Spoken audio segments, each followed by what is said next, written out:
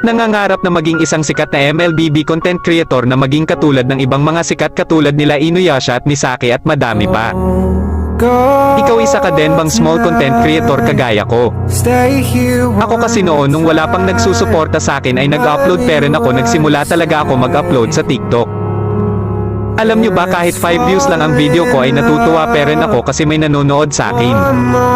At kahit pa man ganun ay hindi pa rin ako tumigil sa pag-upload kahit na pangit ang video na ina-upload ko.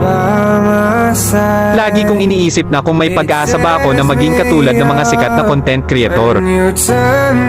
Alam nyo ba na kapag may maglalib ay lagi talaga akong humihingi ng skin sa mga sikat na content creator.